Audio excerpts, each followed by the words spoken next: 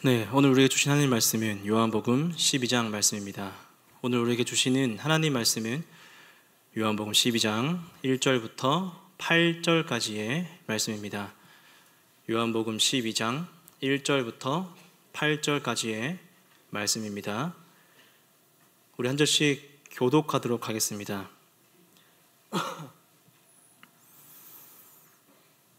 유월절 엿새 전에 예수께서 베다니에 이르시니 이곳은 예수께서 죽은 자 가운데서 살리신 나사로가 있는 곳이라.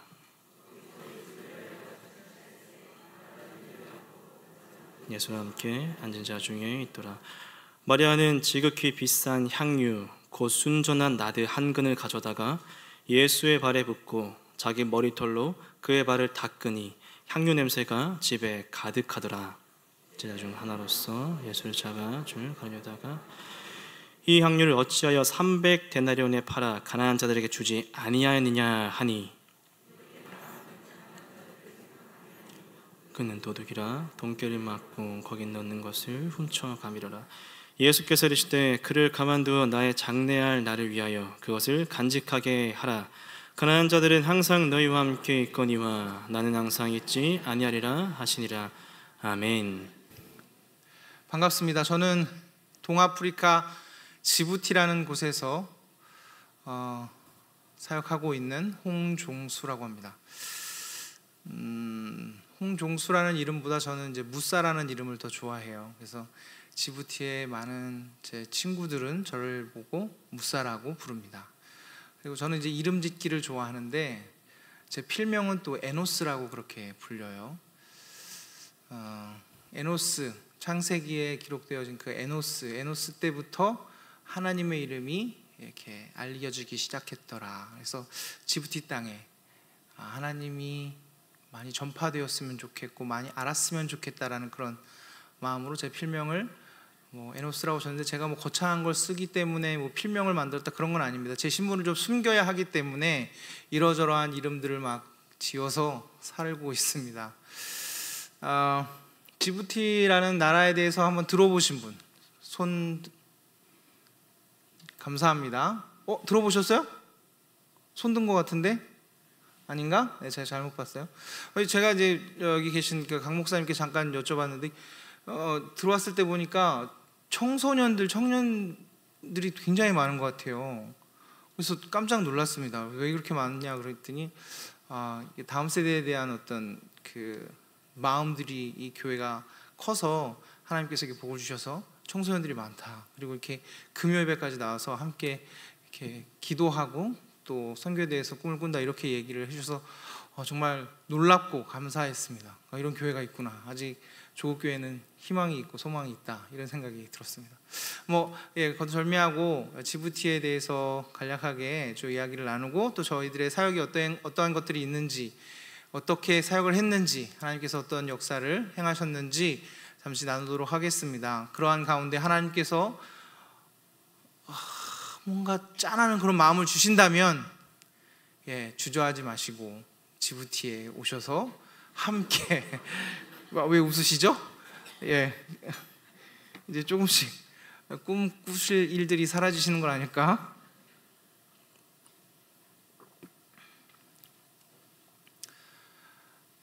어디를 향해서 써야 되죠? 지부티라는 나라는 아프리카에 있습니다. 첫 번째, 아프리카에 있고, 아프리카 땅이 이렇게 생긴 건 아시죠?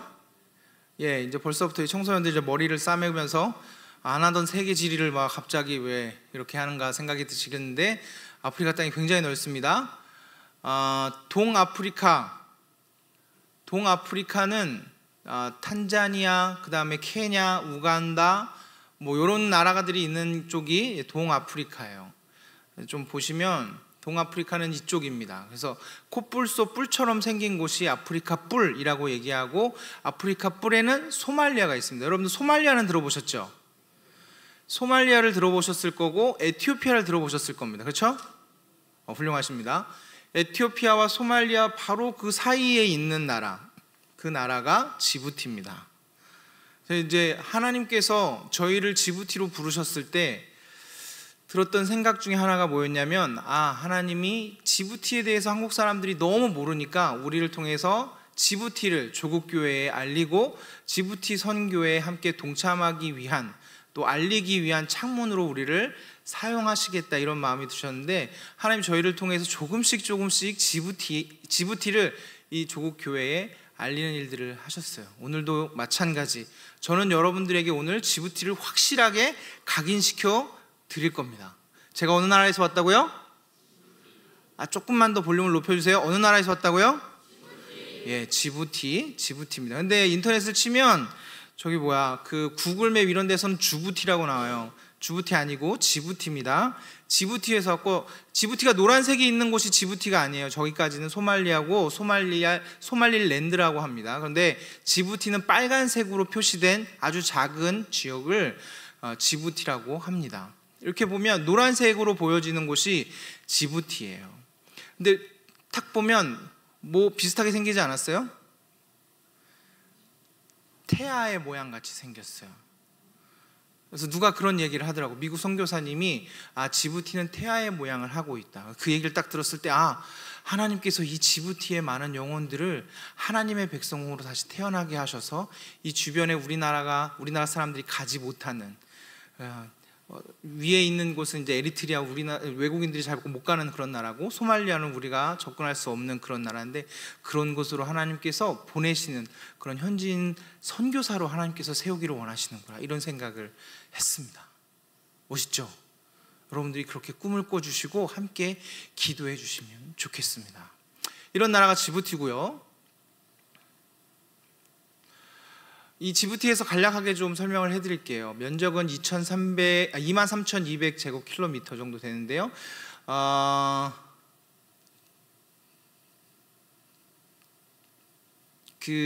경기도 2배 정도 크기예요.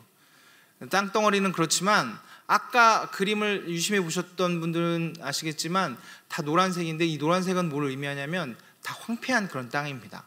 기본적으로 뭐 옥토가 있는 그런 땅이 아니라 다 화산암이 기반으로 되어 있어서 아무리 땅을 갈궈도 식물을 심을 수 없고 재배할 수 없는 그런 좀 죽어버린 땅들이 굉장히 많습니다. 그렇기 때문에 뭐 농작물이 없어요. 황폐하고, 길을 쭉 가다 보면 검은색 흙들, 검은색 바위만 볼 수 있는 그런 척박한 곳이 지부티입니다. 인구는 한 120만 명 정도 되고요. 수도는 나라 이름도 지부티지만 수도 이름도 지부티예요. 뭐라고요? 지부티. 훌륭해요. 지부티에 한 57만 정도 살고 있어요. 거의 절반에 육박하는, 전체 인구의 절반에 육박하는. 그래서 이 지부티 수도에 오면 굉장히 어떤 그 인구 밀도가 높습니다. 특별히 도시 빈민가에 가면 굉장히 다닥다닥 붙어 있는 그런 닭장 같은 집으로 인해서, 그리고 그런 곳에서 흘러나오는 오물들, 처리가 안 되는 그런 오물들로 인해서 들어가자마자 악취가 굉장히 심하고, 어떤 의료 봉사가 너무나 필요한 그런 현장이 있는, 또 그런 상황이 만들어진 곳이 지부티 수도입니다. 이 나라는 1977년도에 프랑스로부터 독립을 했고요. 그렇기 때문에 불어를 할 수 있을까요, 없을까요? 네, 불어를 할 수 있습니다. 공용어가 그래서 프랑스어와 아랍어입니다. 아랍어는 왜 사용하느냐? 지부티에서 바로 바다를 건너가면, 아주 짧은데 바다를 건너가면 그곳에 예멘이고 오만이고 또 그 위에 사우디아라비아입니다. 아라비아 반도 굉장히 가까이 있습니다. 그리고 이제 공식적인 공용어는 프랑스어와 아랍어지만, 시장에 가면 일반 중서민들이 주로 사용하는 언어는 이제 소말리아어와 그다음에 아파로입니다. 이 지부티는 좀 아프리카 여러 나라들과는 조금 다르게, 아프리카는 아시겠지만 서구 열강들이 이제 지배를 하기 위해 침략해서 많은 나라들을 이렇게 땅 따먹게 해서 자기네들이 원하는 대로 이렇게 갈라놨잖아요. 그렇기 때문에 막 종족들이 섞여 있고 이런데, 지부티는 좀 특별하게 원래는 아파로 종족들이 살고 있는 그런 곳인데, 프랑스 사람들이 지배하기 위해서 소말리아계 이사족을 그곳에 이주시켜서 그 지역을 통치하게끔 그렇게 만들었습니다. 나라를 다스리는 사람들은 소말리아계 이사족이지만 그들 뒤에서 배후에서 조종하는 프랑스 군들이 있어서 원래 거주민들이었던 아파르족들이 오히려 피해를 보면서 살아가고 있는 곳이 지부티입니다. 기타로 이제 여러 다국적군의 군인들이 주둔하고 있어요. 아시다시피 소말리아의 바로 옆에 있는 나라이기 때문에 소말리아 하면 여러분들 뭐가 생각나요? 해적, 무시무시한 해적들. 아덴만에서 많은 해적들이 출몰하고 그래서 참 많은 이제 안 좋은 일들이 일어나는데 그런 것들뿐만 아니라 여러 가지 이유로 군사적인 요충지가 되어 있어요. 근데 소말리아에 가서 뭐 이렇게 베이스 캠프를 칠 수 없기 때문에 그 바로 옆에 지부티에 미군 기지와 또 프랑스 부대, 그다음에 중국 부대, 일본 부대, 이탈리아 부대 여러 다국적 군들이 주둔을 하고 있습니다. 그런 사람들 다 포함해서 이제 기타 5% 정도 되고 그런데 많은 사람들이 그렇게 외국인들이 살고 있지만 기후가 어떠냐? 고온 건조한 그런 기후입니다. 지금 지부티에는 3가지 계절이 있어요. 한국은 4계절이 있죠. 지부티에는 3계절이 있습니다. 첫 번째, 살만한 여름, 아주 좋은 날씨예요. 살만한 여름. 두 번째, 짜증나는 여름.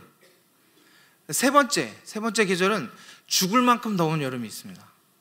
그래서 살만한 여름은 한 11월부터 2월까지 그 정도가 아주 살만한 여름이에요. 지금의 어떤 한국의 그 어떤 기온이 살만한 여름.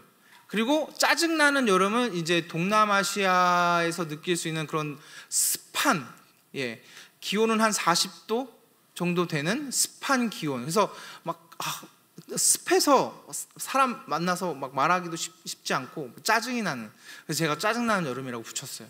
그리고 마지막에 이제 죽을 만큼 더운 여름은 이제 습도가 높진 않지만 굉장히 더운, 그래서 막 건식 사우나에 들어가서 있는 것 같은, 그래서 낮 최고 기온이 한 50도까지 올라가요. 그래서 한번 나갔다 들어오면 그냥 머리끝부터 발끝까지 땀에 쫙 쩔어 있는, 그래서 한 번 외출하면 2번 다시 외출하고 싶지 않은 그런 날씨가 이제 죽을 만큼 더운 여름입니다.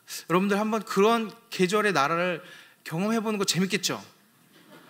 재밌어요. 막 건식 사우나에서 막 걸어다니고 사람도 만나고 얘기하고 이런 어떤 익사이팅한 그런 지부티예요. 여러분들 오셔서 같이 경험해 보면 좋겠어요. 가만히 서 있는데 막 땀이 줄줄 나고 햇빛이 막 나를 때리는 것 같은, 그래도 사람이 살 수 있구나, 사람은 정말 놀라운 존재다, 이런 것들을 경험할 수 있는 이런 지부티인데, 제가 지부티에 가서 정말 안타깝게 느껴진 것이 하나 있습니다. 이건 특별하게 제가 말씀드리고 싶은 건데, 까뜨의 나라라고 해요. 뭐라고요? 까뜨라고 이렇게 읽어요. 이게 뭐냐면 마약성 식물이에요. 어떻게 하냐면 이렇게 풀떼기인데 이걸 풀을 다 떼서 입에 넣어서 계속 씹으면 그 즙이 나와서 그것이 사람을 기분 좋게 만듭니다. 아까 말씀드렸듯이 살만한 여름, 짜증나는 여름, 죽을 만큼 더운 여름, 이 계절에 어떻게 사람들이 살아날 수 있을까요? 이 지부티는 아까도 말씀드렸듯이 화산암 기반이기 때문에 나는 게 없고 재배되는 것도 없고 뭐 생산할 수 있는 것들이 없기 때문에 죄다 수입을 해요. 전기까지 수입을 해서, 에티오피아에서 전기까지 수입을 해갖고 전기세가 엄청 비쌉니다. 그렇기 때문에 이 사람들이 막 이렇게 에어컨을 원하는 대로 이렇게 틀 수 있느냐, 그런 것도 아니에요. 전기세가 너무 비싸기 때문에. 뭐 바다 건너 예멘이나 오만, 뭐 사우디아라비아 이런 데는 오일머니가 있기 때문에 맘 놓고 이렇게 쓰죠. 거기서 잠깐 오셨던 분들이 지부티 너무 덥다, 온도로 보니까 비슷해요. 근데 그 사람들은 그냥 건물에 들어가면 시원한 에어컨이 나오는데 지부티는 건물에 들어가면 그렇습니다. 그런 것을 이겨내야 되는 거예요. 잊어버려야 하는 거예요. 그런 어떤 환경의 어려움과 이런 보이지 않는, 미래가 보이지 않는 그런 삶 속에서 탈출하고 싶은데 탈출할 수 있는 방법이 없잖아요. 돈도 없고 가진 것도 없고 방법도 없고 막 이러다 보니까 이 사람들이 이 까뜨를 계속 하는 겁니다. 이슬람 국가인데도 이것은 합법이에요. 그렇기 때문에 이것을 한쪽에 물고 계속 씹으면서 삶을 살아가는 거예요. 그냥 12시 딱 점심 먹고 그 이후에는 그냥 너무 햇빛이 강하고 더우니까 그늘을 찾아가서 그냥 담벼락 밑에 아니면 카트 방도 이따 보여드리겠지만 카트 방이라는 곳에 가서 이것을 계속 씹으면서 시간을 허비하는 거예요. 아주 허망한 세월들을 보내는 이런 대책 없이 보이는 이 사람들을 보면서 너무 가슴이 아픈 거예요. 이것만 없으면 이 사람들 좀 일어날 수 있을 것 같은데, 뭔가 으쌰으쌰 하면서 이것을 이겨내서 뭔가 새로운 것들을 꿈꾸면서 함께 해 나가면 좋겠는데, 그런 것 없이, 꿈 없이, 미래 없이 그냥 허망하게 시간들을 보내는 젊은 친구들, 나이 드신 분들 보면서 너무 안타깝고 가슴이 아팠습니다. 이게 카트 방이에요. 그냥 이렇게 그냥 옆으로 쭉 편하게 유대인들처럼 이렇게 누워서 계속 카트하면서 시간들을 보내는 거예요. 이거 살 돈은 어디서 났는지 어떻게든 카트를 사서 구해서 먹습니다. 씹어 먹어요. 특별히 이제 버스 운전하시는 분들, 새벽 3시, 4시부터 밤 12시까지 계속 운전을 해야 되는 거예요. 이분들은 뭐 시스템이 되어 있어서 뭐 로테이션을 하거나 이런 게 없어요. 딱 앉으면 그때부터 계속 버스 운전을 하는 거예요. 배도 고프죠? 졸리죠? 피곤하죠? 덥죠? 그것을 잊기 위해서 어떻게 해야 될까요? 이 카트를 계속 씹는 겁니다. 운전하면서 카트를 입에 물고 그냥 더워 죽겠는데 땀 찔찔 흘리면서 기분 좋아갖고 이걸 씹으면 배고픔도 있고 더운 것도 있고 그다음에 졸린 것도 없고, 그러니까 너무 기분 좋아서 그냥 룰루라랑 운전을 하고 다니는 거예요. 오늘 제가 이렇게 차를 운전하고 가는데 사거리에서 이제 신호를 봐서 좌회전을 하려고 하는데 택시가 와서 부악 오더니 사고가 나는 거예요. 마침 제가 이제 방어운전 하느라고 속도를 내서 싹 피하긴 했지만 뒷타이어 있는 쪽이 부딪혔어요. 내려서 보니까 이 택시 운전하는 아저씨가 카트를 이렇게 씹고 있으면서 운전을 하는 거예요. 정신이 몽롱해 보이는 그런 상태로 운전을 하는 거예요. 이거 이렇게 해서 어떻게 운전을 하냐, 제가 막 뭐라고 했는데 다행히 제 차는 살짝 기스만 나고, 그 택시는 여러분도 아시겠지만 아프리카 택시들은 그냥 막 다녀만 주면 감사할 정도의 상태거든요. 근데 제 차를 부딪혔으니까 이 차의 앞범퍼가 그냥 툭 떨어져 있는 거예요. 내가 물어내야 되나? 근데 마침 경찰이 지나가면서 다 정리를 해줬어. 내가 원하는 건 뭐 내가 잘못한 게 아니었으니까 사과를 좀 해라. 절대 사과를 하지 않는 거예요. 아프리카 사람들은 다른 사람들도 그러겠지만 지부티 사람들은 특히나 사과를 안 해요. 또 하나, 특히나 고맙다는 말을 안 해요. 희한한 나라입니다. 미안하다고 얘기를 해라. 네가 내 차를 신호 위반해서 받았지 않냐? 미안하다고 해. 경찰이 대신 미안하다고 사과해서 헤어졌습니다. 그런 나라예요. 이게 합법이기 때문에 에티오피아 고산지대에서 이 까뜨라는 식물들이 재배가 되는데 전량 수입을 합니다. 막 까뜨가 하루라도 뭐 도착을 안 하면, 가지고 오지 못하면 막 시내가 난리가 나는 거예요. 까뜨를 구하기 위해서. 이것을 구하는 거 아주 쉬워요. 그냥 길가에 아주 그냥 이렇게 나무 떼기 판자로 만들어 놓고 거기서 판매하는 거예요. 지부티가 그런 나라입니다. 여러분, 기도가 필요합니다. 제가 좀 힘이 있고 영향력이 있으면 어떤 운동을 이렇게 새마을 운동 같이 운동을 일으켜서 이 까뜨를 몰아내면 조금이나마 뭔가 희망이 있는, 미래가 있는, 보이는 그런 나라가 될 텐데 이게 잘 안 되는 거예요. 계속해서 까뜨에 취해 있고 까뜨로 변명하고 핑계대는 그런 나라입니다. 하나님의 은혜가 너무너무나 필요한 나라가 지부티입니다. 여러분, 이 나라를 위해서 기도해 주세요. 지부티는 여러분 종교가 뭘까요? 딱 보시면 아시겠죠? 네, 이슬람입니다. 지부티가 아까 말씀드렸듯이 큰 나라가 아니잖아요. 아주 작은 나라입니다. 이 작은 나라에 엄청나게 큰 모스크가 몇 년 전에 지어졌어요. 왜일까요? 지부티가 이런 엄청난 규모의 모스크를 어떻게 지었을까요? 지부티에서 지은 게 아닙니다. 옆나라는 아니지만 이슬람 강국인 터키에서 이것을 지어줬습니다. 한꺼번에 6천 명이 한 번에 예배를 같이 드릴 수 있는 그런 공간의 큰 규모의 모스크입니다. 왜 이게 지어졌을까? 저도 인터넷으로 검색을 해보니까 사람들이 하는 말이 이슬람에서 전략적으로 동아프리카에 선교하기 위해서 이것을 지부티에 지었다, 이렇게 얘기를 하는 겁니다. 지부티, 그리고 그 왼쪽으로는 에티오피아가 있고 이 밑으로는 거의 대부분이 기독교 국가나 다름없는 우간다, 케냐, 탄자니아, 또 그 위에 제일 밑에 남아공 이렇게 되어 있어요. 그러니까 이 밑을 조금 더 전략적으로 선교에 집중하기 위해서 이슬람이 터키가 지부티에 이 모스크를 세웠다, 이런 이야기들을 하는 겁니다. 지부티는 이슬람 국가고요. 전 세계 이슬람 국가 중에 이슬람의 어떤 그 강도가 얼마나 세냐, 어떤 나라가 가장 세냐, 이런 것들을 한번 조사를 했는데 지부티가 14위래요. 굉장히 높은 거 아닐까요? 근데 13위는 어딜까요? 여러분들 많이 들어보신 사우디아라비아예요. 사우디아라비아 여러분들 들어보셨죠? 함부로 뭐 운전할 수도 없고, 여자들은 운전할 수도 없고, 그런 엄청난 굉장히 어떤 이슬람 그 종교 법의 지배를 받고 있는 그런 나라인데, 그 다음의 나라가 이 지부티라는 거예요. 이슬람 국가에는 샤리아법이라는 게 존재합니다. 다른 나라들은 잘 모르겠어요. 근데 지부티에는 샤리아법이 여전히 적용이 되는데, 이 샤리아법이 뭐냐면, 쉽게 말하면 이슬람의 10계명이라고 보면 돼요. 뭐냐면, 만약에 내 가족 중에 누가 개종을 했어요.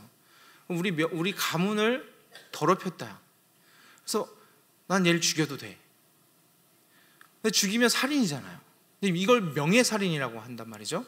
이 명예살인을 해도 내가 내 가문을 지키기 위해, 가족을 지키기 위해서 죽였기 때문에 경찰에 불려가도, 조서를 꾸며도 나중에는 그냥 내보내주는 게 샤리아법이 적용되는 나라라고 보시면 돼요. 헌법, 형사법, 이런 국가의 법 위에 샤리아법이 존재하는 거죠. 물론 실질적으로 얘기하는 건 그거 안 돼, 살인이야, 뭐 그러면 잡혀가고 뭐 이렇게 되죠. 나중에 보면 그 사람이 그냥 풀려나는 거예요. 왜? 내가 내 가족의 명예를 지킨 건데 죽이고 괴롭히고 핍박하고 이런 일들이 지부티에 있다는 말이죠. 실질적으로 개종을 하고 이슬람에서 예수를 믿고 개종한 사람들이, 어떤 형제, 어떤 자매들은 가족들 가운데서 핍박을 받기 때문에 도망쳐야 하고, 핍박을 받기 때문에 가족 가운데서 탈출해야만 하고 벗어나야만 하는 그런 상황들이 비일비재하게 일어나요. 그렇다고 해서 지부티에 뭐 개종하는 현지인들이 많느냐? 그렇지는 않습니다. 두렵기 때문에, 떨리기 때문에, 그리고 하나님에 대해서, 예수 그리스도에 대해서 들어보지 못한 사람들이 많기 때문에 아직 그런 일들이 아주 허다하게 많이 일어나는 건 아니지만, 예수에 대해서 듣고 예수를 믿는다 고백하는 사람들 가운데서 그러한 일들이 있다는 겁니다. 이런 것들을 위해서 기도해야 돼요. 그래서 실질적으로 보면 이슬람교가 99.9%입니다. 이런 이슬람이 강한 나라에서 예수를 믿고 주님께서 보내신 이 선교사가 과연 무엇을 어떻게 해야 하는가? 하나님의 이름을 전하고 하나님의 나라와 하나님의 영광을 위해서 이 땅에서 무엇을 해야 하는 걸까?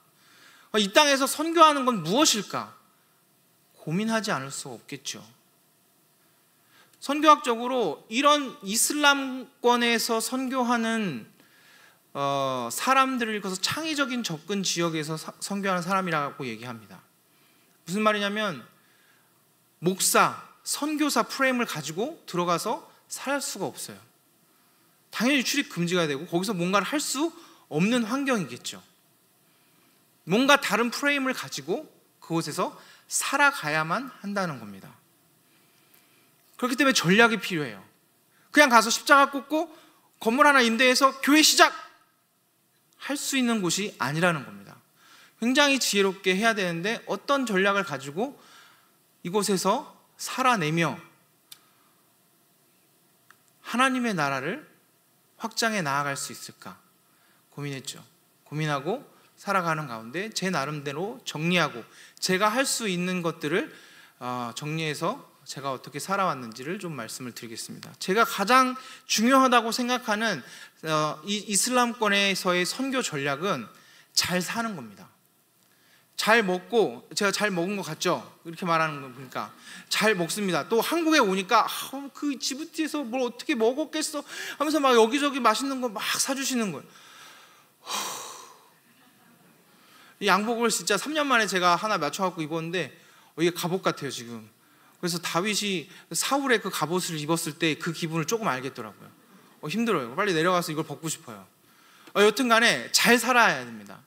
수많은 선교사들을 봤어요. 여러분들은 더 많이 보셨을 수도 있겠지만, 전 세계의 선교사님들을 잘 많이 보셨겠지만, 제가 가서 직접 살면서 선교사들의 삶을 보고 제가 살아본 결과, 그곳에서 현지인들과 함께 살 때 잘 사는 것이 정말 가장 중요한 선교 전략이라는 것을 알았습니다. 선교사들은 앞에 나가서 하나님 위해서 살고 그 영혼을 위해서 산다고 하지만, 막상 들어가서 보면 그 뒤에서, 선교사 뒤에서 이 사람들에게 손가락질하면서 욕을 한단 말이죠. 너 저 사람이랑 왜 사역해? 너 저 사람이랑 왜 이래? 미친 사람이야, 저 사람. 이렇게 하는 경우들이 있더라고요. 저는 좀 당황했어요. 아니, 선교사라는 이름을 갖고 이곳에서 있는 건 아니지만, 그럼에도 불구하고 살아가는데, 그 사람들을 위해서 살아가고 NGO의 모습으로, 또 어떤 좋은 모습으로 살아가고 있는데, 이 뒤에서 욕을 먹는다. 이러면 선교의 어떤 가능성이 있는 걸까? 그 사람이 말하는 예수에 대해서 이 욕하는 사람은 뭐라고 생각할까?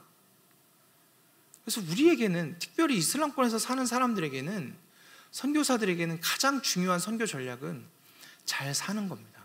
먹는 것뿐만 아니라 말과 행동 가운데 예수 그리스도를, 그의 향기를 드러내는 것이 가장 중요한 것이죠. 힘들고 어려운 일이 왜 없겠어요? 여러분도 있겠지만 선교사들도 늘 성령 충만하지 않습니다. 성령 충만하겠지만 환경이 그렇게 만만하지 않고, 그렇기 때문에 힘들고 어려운 상황 가운데서도 우리는 그리스도로 인하여, 우리는 구원으로 인하여 감사하고 기뻐하는 그런 모습이 우리 안에 있어야죠. 나 혼자만 생각하지 않고, 나만 생각하지 않고 사랑하고 배려해주고 도와주고 물질을 흘려보내는 그러한 모습이, 그렇게 잘 사는 모습이 가장 중요한 선교 전략이라는 것을 알았습니다. 그리고 저희는 그렇게 잘 사는 가운데 포커싱을 했어요. 어디다 했느냐? 두 종족이 있다고 했죠. 지부티에는 두 종족이 있습니다. 소말리아계 이사족. 여러분들 이사가 뭔지 아세요? 아이러니하게도 예수라는 말입니다. 그러니까 소말리아 그 나라 사람들 중에서 이사족이라고 불리는 예수 종족이라는 사람들이 지부티에 살고 있는 거예요. 그리고 아파르 종족인데, 저희는 특별히 아파르족에 대한 마음을 주셔서 이 종족, 아파르 종족을 타겟으로 선교 사역을 합니다. 더 많은 친구를 만나려고 하고, 또 도와줄 수 있는 물품이나 자원이 있으면 그들을 먼저 도와주려고 하는 그런 일들을 하고 있어요. 그래서 교회를 세우면 그들을 위한 교회, 뭘 해도 그들을 먼저 생각하는 그러한 마음을 가지고 있습니다. 뿐만 아니라 저희는 다른 목사 선교사 프레임이 아닌 다른 프레임을 가지고 그곳에서 살아야 하기 때문에 NGO, 그리고 한국어 교실, 그리고 BAM이라고 읽고 비즈니스 애즈 미션이라고 말하는 그러한 사역들을 지부티에서 하고 있습니다. 뿐만 아니라 그 중에서 가장 중요한 것은 그 종족을 위한 교회를 세우는 것이 가장 중요한 것이죠. 예수 그리스도가 머리 되신 그 교회를 세워야 예수를 믿고 개종한 사람들이 함께 모여서 찬양하고 함께 모여 말씀을 나누고 은혜를 나눌 수 있는 그런 교회가 있어야지 그들의 신앙이 자라갈 수 있는 것이죠. 이러한 사역들을 해요. 그것을 좀 구체적으로 보여드릴게요. 혹시 이거 음성 나가나요? 예, 감사합니다. NGO에서는 특별히 모기장 지원을 합니다. 한국에서 저와 연결된 한국에 있는 그 NGO가 있는데, 가끔 저에게 이제 재정을 좀 흘려보내서 제가 지부티 사람들, 특별히 이제 지방에 있는 마을들에게 가는데, 그들이 가장 필요로 하는 게 뭔가 생각을 했을 때, 지부티에는 독한 모기들이 있어요. 여러분들 들어보셨죠? 말라리아 모기라고. 그리고 댕기 모기라고 들어보셨죠? 이런 모기들이 있어요. 그래서 계속해서 수많은 사람들이 말라리아 때문에 사망합니다. 그리고 댕기열 때문에 고통을 받고, 저희 아내도 실제로 2번의 댕기를 걸렸었어요. 원래 한 번 걸리면 안 걸리는데 희한하게 아내가 2번 걸려서 정말 죽을 뻔한 위기, 다시 말하면 제가 호레비가 될 뻔한 위기가 2번이나 있었어요. 하나님께서 감사하게 잘 치료해 주셔서 지금 건강하게 사역할 수 있었지만, 저희와 가까운 현지인 친구들도 여러 말라리아 때문에 굉장히 고생을 당하고, 또 NGO에 있는 직원의 가족들은 실제로 뭐 한 명이 죽었는데 그 다음 주에 또 한 명이 죽고, 뭐 이런 일들이 빈번하게 일어납니다. 그렇기 때문에 말라리아로부터 몸을 보호하는 게 굉장히 중요해요. 그래서 좀 특수한 모기장이에요. 이거는 이제 말라리아 모기들이 달라붙지 않게 하기 위한 약품이 발라져 있는 그런 모기장을 이제 구입을 해서 이제 배포를 하는 그런 일들을 하고 있고요. 이렇게 지방에 가서 특별히 모기장을 이렇게 나눠주는 일들을 하고 있습니다. 2번째로 이렇게 의약품을 지원을 하는데, 특별히 지방에 가면 이제 제가 자주 방문하는 그런 곳이 있어요. 갈리나라는 곳인데, 그곳에 크지 않은 곳인데요, 정말 아름다운 어떤 풍경을 가지고 있는, 그래서 사람들도 굉장히 착하고 순수한 그런 곳입니다. 많지 않은 가구수를 가지고 있는데 어떻게 하나님의 은혜로 알게 돼서 그곳에 가서 모기장도 나눠주고, 그 다음에 여기는 이제 돌들이 굉장히 많아요. 풀들이 없고, 아까도 말씀드렸듯이 화산암 기반이기 때문에 막 뾰족뾰족한 돌들이 많고, 아이들이 뛰어놀면 막 넘어지면 찢어지고 뭐 다치고 피 흘리고 이런 일들이 많이 있거든요. 그래서 뭐가 필요할까 이렇게 생각을 했을 때 하나님 지혜를 주셔서 구급 키트를 하나 만들어서 가면 좋겠다. 그렇게 해서 마침 도와주는 교회에서 우리가 그걸 지원해 줄게, 이렇게 해서 이제 구급 키트를 이렇게 만들어서 저희들이 의약품을 지원을 해줬더니 너무 좋아하고 너무 고마워하는 거예요. 특별히 이제 코로나 이후에 조금 이렇게 긴장이 완화됐지만 아직까지 코로나의 어떤 그 영향 아래에 있었던 그때에 저희 특별히 이제 손 세정제나 이런 거를 가지고 이제 찾아가서 또 구급 키트를 가져갔더니 너무 좋아하는 거예요. 무사, 정말 너는 너무 우리 마을에 있어서 좀 소중한 사람이다, 이렇게 얘기하면서 되게 환영해주고 고마워해주는. 그래서 2번 이걸 했는데 너무 반응이 좋았어요. 제가 가니까 지나가던 청년이 저를 알아보면서 먼저 얘기해요. 무사 어떻게 왔어 오늘은? 그래서 이런 걸 전달해 주러 왔어. 그래, 고마워. 저희가 이런 NGO 사역을 할 때 NGO 뭐 지방에 가고 뭐 좋은 걸 안아주고 예수 믿으세요 이렇게 하면 큰일 나요. 그럼 NGO 쫓겨나고 거기서 GBT에서 일을 못 합니다. 대신에 어떤 일을 하냐, 좋은 관계를 만드는 거예요. 필요한 것들을 갖다 주고 친구가 되고, 그러면서 그러니까 거기에 있는 초등학교의 한 클래스의 작은 시간을 하게 해주면 같이 노래 부르고 같이 찬양, 한국말로 된 찬양을 알려준다거나 이러면서 조금씩 관계 가운데서 예수 그리스도를 얹혀서 이렇게 말하고 관계하는, 그리고 힘들고 어려운 상황이나 아픈 사람들 있으면 내가 믿는 예수가 있는데, 내가 믿는 하나님인데 그 이름으로 내가 기도해줘도 될까? 이런 가운데서 그리스도의 선한 영향력을 끼치는 거죠. 하나님의 때에 이 작은 나라, 이 작은 마을 갈리나가 전체가 주님께로 돌아오는 놀라운 역사가 있게 될 줄 믿습니다. 하나님이 하신다면 이러한 일도 가능할 줄 믿습니다. 여러분이 그러한 놀라운 소문이 지부티에서 나게 되기를 기도해 주십시오. 그리고 이러한 찾아가는 이러한 NGO 사역은 제가 참 좋아하는 사역이에요. 막 가서 아이들도 만나고, 그다음에 이런 저희 뒤에 보이는 것이 집인데 전통 가옥인데 다보이타라고 하는 거야. 아파르족 전통 가옥인데 다보이타라고 하는 곳이고, 이런 곳에서 친구들 항상 저를 웰컴하니까 와서 자고 가. 나 집 없는데, 나 방 없는데, 이런 거 하나 만들어줄게, 언제든지 와. 이렇게 저한테 이렇게 열려있는 그러한 마을이 됐어요. 이렇게 NGO 사역을 하면 특별히 이것은 찾아가는 사역이 되는 거예요. 제가 가고 싶은 곳은 언제든지 갈 수 있는 거죠. 특별히 이제 아파르 지역을 향해서 저희들은 막 가는 겁니다. 비포장 도로, 막 돌짝밭이 있는, 길도 잘 보이지 않는 그런 곳을 한 40-50분, 멀게는 1시간 넘어서, 그 다음에 그런 돌짝길을 막 간 다음에 엄청난 사막길이 있는데 거기를 또 1시간 내질러서 가는, 물도 없고 풀도 없는 그런 곳을 가서 사람들 만나고, 또 만나면 또 외지인이, 웬 동양인이 와갖고, 중국 사람 같이 생긴 애가 와갖고 도와준대. 그러면 막 염소고기를 만들어서 구워주고, 이런 일들이 일어난다니까요. 너무 재밌어요. 저는 그들을 찾아가서 친구가 되어주는 거예요. 그러면서 복음을 전할 기회를 갖기 위해서 노력을 하는 거죠. 예수님도 우리에게 오셔서 친구가 되어주셨잖아요. 그러한 마음으로 찾아갑니다. 그리고 또 저희들에게 찾아오는 사람들을 위한 사역을 저희들이 해요. 그것이 바로 한국어 교실입니다. 지부티 바로 위에 아라비아 반도가 있잖아요. 중동에 엄청난 이 한류가 있다는 거 여러분들 아시죠? 들어보셨죠? 예, 지부티에도 이 한류가 있습니다. 깜짝 놀랐어요. 처음에 지부티에 갔는데 지부티에 뭐 굴러다니는 게 현대, 기아, 엄청난 SUV 차들이 막 굴러다니는 거예요. 우와, 뭐 이런 나라가 다 있나 생각했는데, 이 멀고 먼 아프리카 땅, 이 작은 나라 지부티에 영화 배우가 한 명 왔었어요. 남자가, 저보다 조금 잘생긴 사람이 왔었어요. 누구였을까요? 우리 강 목사님이랑 좀 비슷하신 것 같은데, 그 영화 배우가?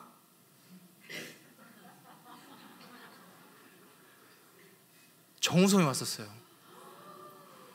정우성이 유엔 난민 대사였거든요, 우리나라. 난민들이 다니는 길을, 예전에 왜 제주도에 예멘 난민들이 와서 약간 이슈가 됐었잖아요. 그 길을 따라서 한번 가보자 해서 한국에서부터 이렇게 와서 지부티까지 온 거예요. 지부티에는 소말리아 난민 캠프, 그 다음에 에티오피아 난민 캠프, 예멘 난민 캠프들이 다 있거든요. 그래서 여기까지 온 거예요. 그 소식을 우리보다 지부티 젊은 친구들이 더 빨리 알게 됐어요.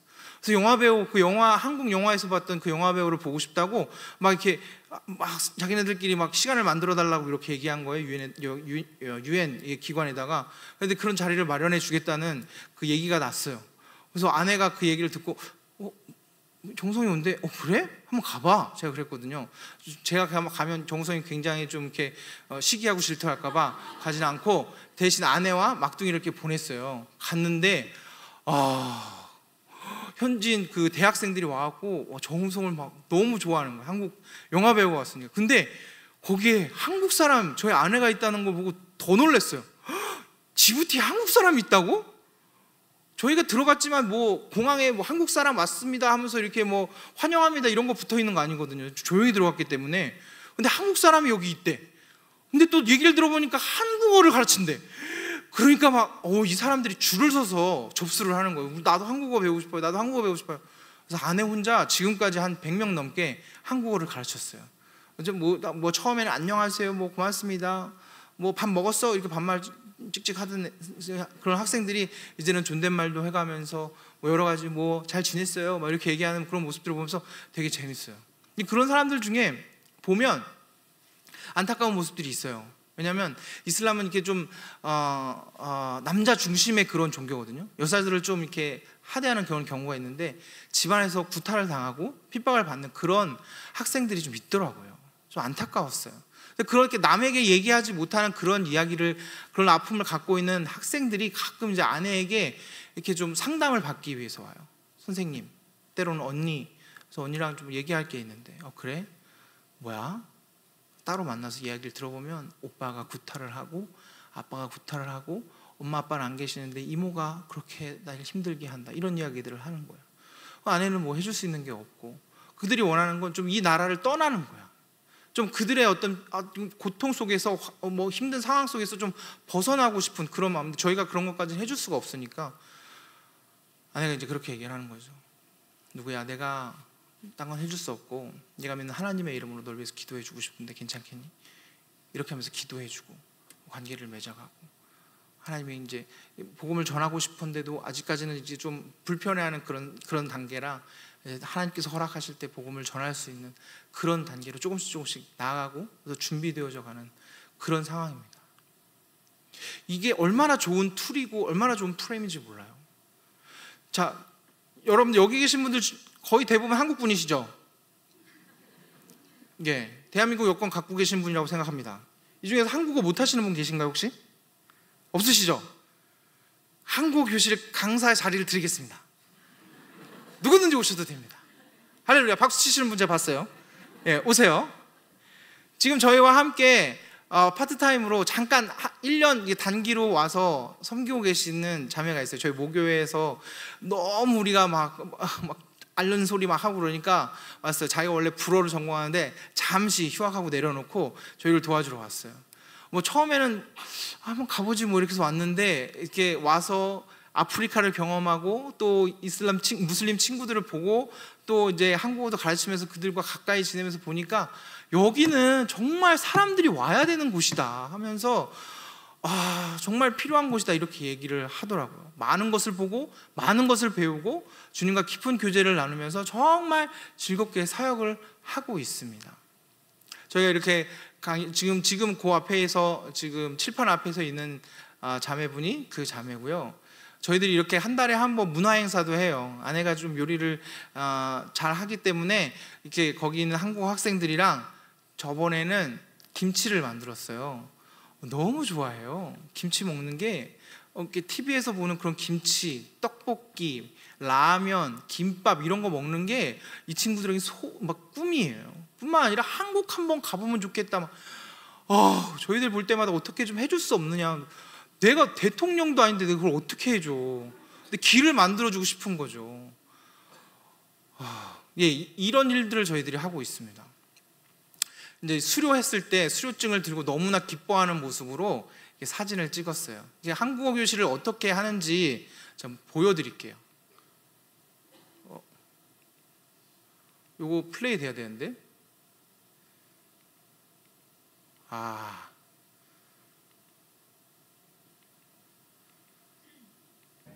오케이. 사랑하는 제 아내입니다. 수료식 때 아이들을 향하여서 축복하는 모습이에요.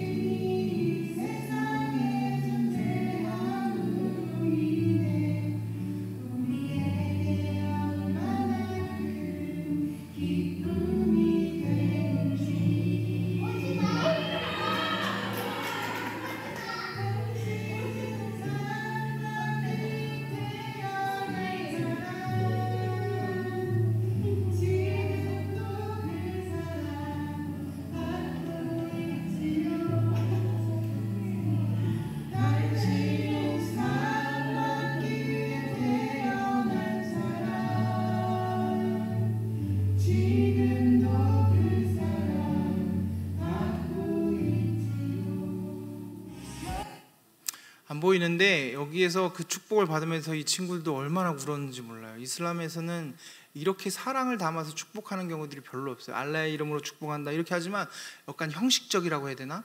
그렇기 때문에 마음 담아서 이 선생님이 자기를 언제 봤다고 이렇게 축복을 해준 그 자리에서 막 울고 더 사랑해주고 더 가까운 그런 관계가 되었답니다. 두 번째 세 번째 저희들의 사역은 이제 비즈니스 에즈 미션이에요. 아까 저희 아내가 요리를 조금 잘한다고 말씀드렸죠. 저희가 이제 두 번째 텀 2020년부터 들어갔을 때 저는 원래 이제 좀 뭔가 좀 개구지고 뭐 그래서 뭔가 딴 사람들이 안 하는 그런 걸 좀 해보고 싶은 이런 마음들이 있었어요. 근데 제가 아까 말씀드렸지 지부티 딱 갔는데 막 한국 차들이 엄청 돌아다닌다고 했잖아요. 그래서 중고차 장사를 해도 되겠다. 그러면 여기서 먹고 살 수 있겠다. 아니면 좀 선한 영향력을 끼치면서 지낼 수 있겠다. 이런 생각들을 했었는데 그건 돈이 너무 필요한 거예요. 총알, 쉽게 말하면 총알. 근데 그게 제가 없죠. 없어 보이잖아요.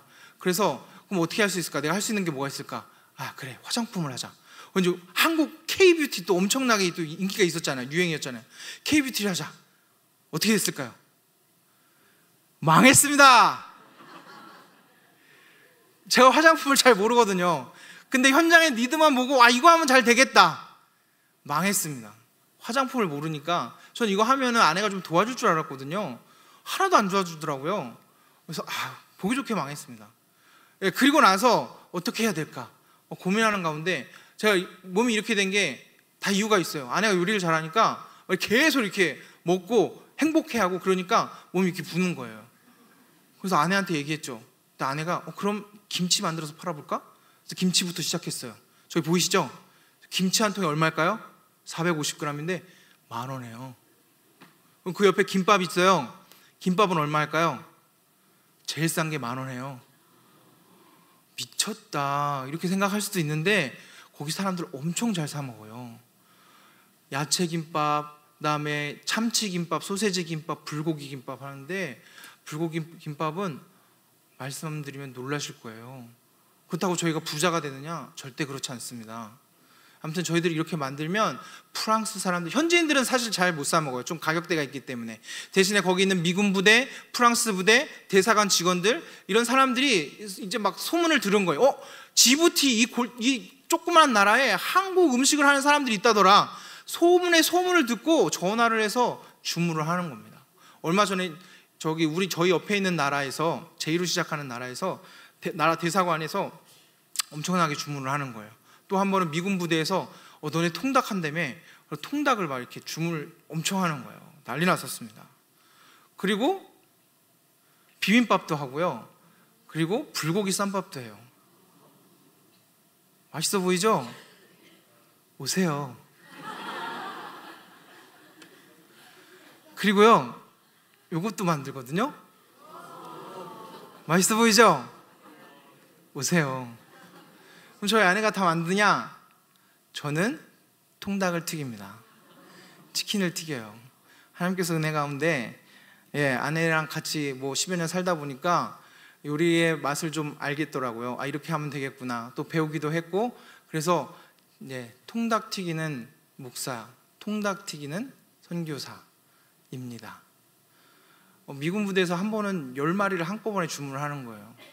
저희는 선주문을 받거든요. 미리 준비해 놓을 수 없기 때문에 선주문해서 언제까지 갖다 주세요?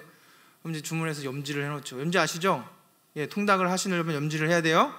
염지를 한 다음에 그 다음날 아침 새벽같이 일어나서 기도하고 통닭을 튀기 시작하는 거예요. 우와, 10마리 다 튀고 나니까 머리끝부터 발끝까지 통닭 냄새가 그냥 충만한 거예요. 와, 이게 성령 충만인데, 주여, 가시지 않고 막 선한 통닭 냄새로 막 모든 사람들 맞이하고 아이들을 깨우고, 우와, 그랬었습니다. 주문이 계속돼요. 지금 여기 와서 그렇지, 계속 이런 일들을 합니다. 돈 벌어서 뭐 하냐? 돈 벌어서 남주죠. 그리고 이게 좀 더 가시화되고 구체적이 되면 이제 현지인들을 채용하는 거예요. 저희 이런 꿈들을 꾸고 있습니다. 그래서 재정의 자립, 그 다음에 믿지 않는 사람들이 우리 이 터 안에서 들어와갖고 우리가 하나님을 위해서, 하나님 나라를 꿈꾸면서 이런 일들을 하는데, 이런 일들 가운데서 이 하나님의 마음과 그리스도의 사랑이 조금씩 스며들어서 주님께로 돌아오는 이런 역사를 일으키는 그런 식당이 되었으면 좋겠다. 이런 꿈들을 꾸면서 그곳에서 살아가고 있습니다. 저희 잘 사는 거 맞나요? 감사합니다. 헷갈리는 경우들이 있거든요. 그리고 마지막 사역으로 저희들 아파루 종족 교회를 개척했습니다. 교회 이름이 뭐냐면 새빛교회예요. 아파루 새빛교회, 아파루 뉴 라이트 처치. 뉴 라이트 조금 안 좋아하시는 분들도 계실 텐데, 여튼간에 이건 이제 저와 저희 현지 동역자인 제 친구와 같이 의논하고 저희 모든 멤버들과 같이 이야기해서 아파르 새빛교회라는 이름을 지었습니다. 그 길로 가는 길 한번 보실까요? 제 마음처럼 안 되네요. 됐다. 이 음성 나와야 되는데요.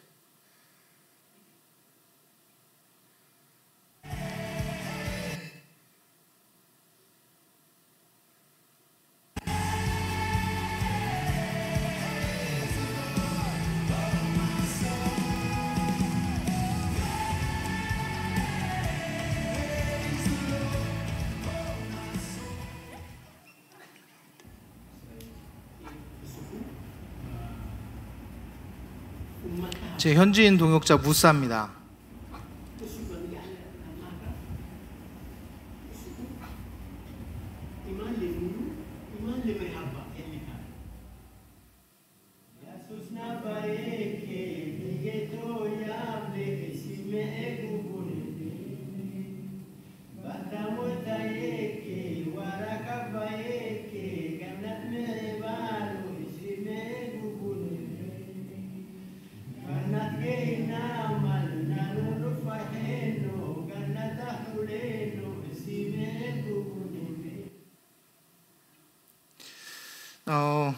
시간이 좀 없지만 이 부분은 조금 더 얘기를 해드리고 말씀을 좀 줄이고 그렇게 시간을 좀 조정을 하겠습니다. 하나님께서 정말 은혜 가운데 이 이슬람 그 99.9% 가운데 이 현지인 동역자를 만나게 하셨어요. 이 친구는 20년 전에, 그러니까 20살 때 예수를 친구를 통해서 믿게 됐습니다. 그리고 다른 서양 선교사들을 통해서 그리스도를 잘 알아가고 배워가고 훈련되어지는 과정 속에서 많은 한 10대 명에 되는 아파르 친구들이 함께 모여서 성경 공부를 하고 이렇게 그룹 바이블 스터디를 하고 했었어요. 근데 그 선교사, 그 중심축이 되는 선교사가 이제 본국으로 돌아가게 되는 상황이 발생했어요. 그러니까 붕 떠버리는 거예요. 그 모임을 더 이상 할 수가 없는 거예요. 이러다 보니까 그 모임이 해체가 됐죠. 그게 한 10여 년 됐어요. 그리고 나서 모임을 하지 못하고 예배를 드리지 못하고 성경을 배우지 못하는 그런 상황 가운데 있는 거죠. 그러면서 이 친구는 20년 전부터 20살 때부터 이게 도시 빈민가에서 살고 있었습니다. 거기서 결혼하고 거기서 애를 5을 낳고 한 지붕 안에서 한 단칸방에서 계속 살아가고 있었어요. 가방끈이 짧을 수밖에 없었고, 그런 상황 가운데서 하나님께서 도와주셔서 여러 선교사들을 통하여서 먹고 살 수 있게 그렇게 해주셨지만 꾸준한 어떤 일자리를 얻지 못해서 굉장히 힘든 상황 가운데 있었어요. 하지만 그 마음 가운데 자기 민족에 대한 그런 마음, 종족에 대한 마음은 있어서 하나님께서 허락하시면 우리 종족 가운데 함께 예배 드릴 수 있는 그런 예배를, 그런 교회를 세우실 것이다, 나를 통해서 그런 일들을 해주셨으면 좋겠다라는 소망을 갖고 있었던 친구였습니다. 이렇게 이야기를 하는 가운데 그런 마음, 그런 열정을, 그런 비전을 들은 거예요. 하나님께서 또 은혜 베풀어 주셔서 저도 그런 아파르 종족을 향해서 마음을 품게 하시고, 그래서 우리 둘이 마음을 모아서 우리 같이 해보자.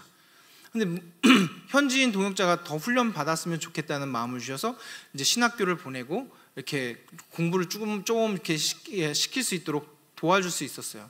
그런데 지부티에 당연히 뭐 이슬람 국가니까 신학교도 없었고, 그렇기 때문에 케냐에 가서 공부를 할 수밖에 없었어요. 가족을 정말 사랑하는 친구인데 가족을 떠나서 그곳에서 2년 반 동안 이렇게 공부를 해야 되니까 너무 힘든 시간이었어요. 그런 힘든 시간을 하나님 정말 도와주셔서 다 지났죠. 지나서 우리가 계속 얘기했던 건, 네가 이제 돌아오면 일자리를 찾자, 일자리를 이제 딱 괜찮은 고정적인 일자리, 수입이 생기는 일자리를 찾고, 그러면 네가 집을 이사할 수 있잖아. 이사를 해서 그곳에서 예배를 드리자. 왜냐하면 지금 도시 빈민가에 있는 집은 바로 이제 합판같이 생긴 벽 너머에 다른 집 무슬림 친구들이 사니까 거기서는 예배 드릴 수가 없는 거예요. 기도할 수 없고 찬양 드릴 수가 없는 거예요. 들키면, 발각되면 핍박이 시작되니까, 문제가 생길 수 있으니까. 그렇기 때문에 그런 마음만 가지고 있었고 오픈할 수 없는 그런 상황에서 집이 옮겨지면 예배를 시작한다, 이런 마음과 결단을 하고 있었던 친구였거든요. 근데 제가 생각한 것보다 하나님께서 일을 빨리 시작하시는 거예요. 하나님께서 원하시면 막 일을 얼마나 빨리 진행시키시는지, 저는 조금 더 이제 케냐에서 돌아와서 조금 더 시간을 가졌으면 했는데, 하나님께서 이 사람들이 살고 있었던 집 주인을 통해서 집을 빨리 나가야 된다, 쫓아내는, 이사해야 된다는 어떤 그런 통보를 들은 거예요. 어떻게 해요? 돈도 없는데, 어디로 가야 될지도 모르는데, 예배는 드려야 될 거고. 그래서 저는 생각했죠. 이게 기회인 것 같아. 하나님께서 우리 예배를 정말 빨리 받기를 원하시는 것 같아. 그래서 저희가 사정이 있어서 잠깐 이제 케냐에 갔었을 때, 케냐에 있는 한인 교회에 목사님과 잠시 교제한 적이 있었는데, 그 목사님이 선교에 대한 마음이 강하게 있으셔서 저희들과 교제할 때, 저희 지부티 상황을 얘기했을 때, 이사를 하게 되고 뭔가 이렇게 교회가 세워지게 되면 그거에 대한 초기 비용을 저희들이 좀 지원해 줬으면 좋겠습니다, 이런 얘기를 하셨었거든요. 이게 그 타이밍이다. 그래서 그분에게 연락을 드렸더니 초기 이사 비용, 그리고 보증금, 월세, 이걸 저희들이 지불하겠습니다, 이렇게 얘기를 해주신 거예요. 그래서 이사할 수가 있었습니다. 그래서 아까 무사가 처음 이렇게 설교했던 그곳이 이사해서 첫 예배를 드린 그 장면이었습니다. 너무나 감사하죠. 하나님께서 아파르 민족을 사랑하십니다. 아니, 아파르 민족도 사랑하십니다. 아직도 자기 언어로 번역되지 않은 성경이 없는 그런 종족이 참 많거든요. 미전도 종족 중에 그런 종족들이 참 많은데, 아파르 종족은 지부티의 0.03%예요, 통계적으로 봤을 때. 그럼에도 불구하고, 물론 아파르가 이제 에티오피아 동쪽, 그리고 지부티, 그리고 그 위에 에리트리아에 이렇게 걸쳐서 분포되어 있는데 이 종족을 하나님 사랑하셔서 지금 이미 다 신구약이 다 번역이 됐어요. 그리고 이들에게 복음을 전할 수 있는 좋은 툴로 이제 성경 어플까지도 만들어져 있습니다. 나가서 전하기만 하면 돼요. 근데 목숨 걸고 전할 사람이 필요하고, 친구 삼아서 그렇게 나가서 관계 전도를 할 사람이 필요하고, 이들의 어떤 베이스가 되어줄 교회가 필요했던 거죠. 하나님이 급하게 일을 하시니까 교회를 뚝딱 만들어 버리시더라고요. 아직까지도 그렇지만 아직까지도 어떤 핍박과 어떤 문제 속에서 저희들은 좀 두려워하면서 오픈하지 않은 채 이렇게 가정에서 예배를 드리고 있는 상황입니다. 무사 가족 집이고요. 또 그 다음에는 저희 집에서 예배를 드리고, 저희 집에서 크리스마스 때 예배를 드린 거예요. 이렇게 모임도 하고 또 이렇게 성경 읽기 프로그램을 통해서 성경을 알아가야 된다 해서 이렇게 성경 읽기 프로그램도 같이 해 나아갔습니다. 이런 일들을 하는 가운데 아까도 말씀드렸듯이 잘 살고 있는 거 맞나 고민이 되는 거예요. 걱정도 되고. 근데 오늘 읽은 본문 가운데 보시면 이런 고민을 했는지 모르겠지만 하나님 앞에서 열심을 내려고 했던 한 사람이 있었습니다. 하지만 그 열심에 대해서 지적했던 사람도 있었어요. 하나님 앞에 풍성한 자기의 마음을 드리려고 했던 한 사람, 마리아가 있었습니다. 하지만 그 마리아의 자기가 가지고 있는 모든 것, 그 향유를 예수님의 발 앞에 부었을 때 그걸 봤던 예수님과 정말 가까이 있었던 가룟 유다는 그걸 보고 지적하고, 그렇게 하는 거 아니야, 오히려 그 300데나리온이나 되는 그 돈을 가지고 가난한 자들에게 나눠줬으면 더 좋지 않았을까? 이렇게 자기가 판단하고 생각했었습니다. 때로는 저도 잘 사는 거 맞나? 고민이 되고 걱정도 되기도 합니다. 왜냐하면 아무리 이렇게 해서 여기서 발버둥 치고 살아도 알아주는 사람도 없고, 또 그렇다고 해서 뭐 열매가 막 툭툭툭 이렇게 열려지는 그런 것도 아니고, 침체가 오기도 하고 회의감이 들기도 하고, 이런 상황한테서 만약에 누가 옆에서 너 그거 제대로 하는 거 맞아? 이렇게 얘기하면 저는 좌절해 버릴지도 모릅니다. 그런 상황 가운데 마리아가 있었어요. 그리고 가룟 유다가 그 역할을, 사단이 주는 마음으로 그 역할을 했던 겁니다. 그런데 어떤 신학자는 이걸 보고 이 마리아의 드린 헌신을 가지고 뭐라고 얘기하냐면 거룩한 낭비라고 얘기했어요. 거룩한 낭비. 낭비면 낭비지 거룩한 낭비는 뭐냐? 하나님께 드렸으니까 자기가 가지고 있는 모든 것을, 정말 300데나리온이나 되는 것을 가난한 사람에게 줬으면 더 많이 구제할 수 있었고 좋았겠지만, 예수님 살아계셨기 때문에, 예수님이 나에게 너무나 그 무엇보다 귀한 일들을 하셨기 때문에, 요한복음 그 앞에 요한복음 11장을 보면 자기 오빠를 살려주셨단 말이죠. 자기 가족을 구원해 주셨단 말이죠. 그 놀라운 엄청난 일을 경험했기 때문에 자기의 모든 것을 드려도 아깝지 않았던 마리아였습니다. 그런데 가룟 유다는 거기에 대고 너 낭비하는 거야, 너 바보 같은 짓 한 거야, 이렇게 얘기했다는 거죠. 근데 저는 여기에다 포커스를 두고 싶지 않고, 이렇게 마리아가 자기의 모든 것을 드렸던 이 거룩한 낭비를 했을 때 언니와 오빠 마르다와 나사로는 무엇을 했는가, 그것을 보고 싶습니다. 2절 말씀에 보면 거기서 예수를 위하여 잔치할새 마르다는 일을 하고 나사로는 예수와 함께 앉은 자 중에 있더라. 뭐죠? 마르다도 있었습니다. 나사로도 있었습니다. 그곳에 함께 있었습니다. 마리아가 총대를 맨 것처럼 예수님 발 앞에 나가서 자기가 가지고 있는 향유를 부었지만 그 뒤에 나사로와 마르다가 함께 있었습니다. 뭐하고 있었냐면 마르다는 일하는 걸 좋아했기 때문에 부엌에서 일을 하고 있었어요.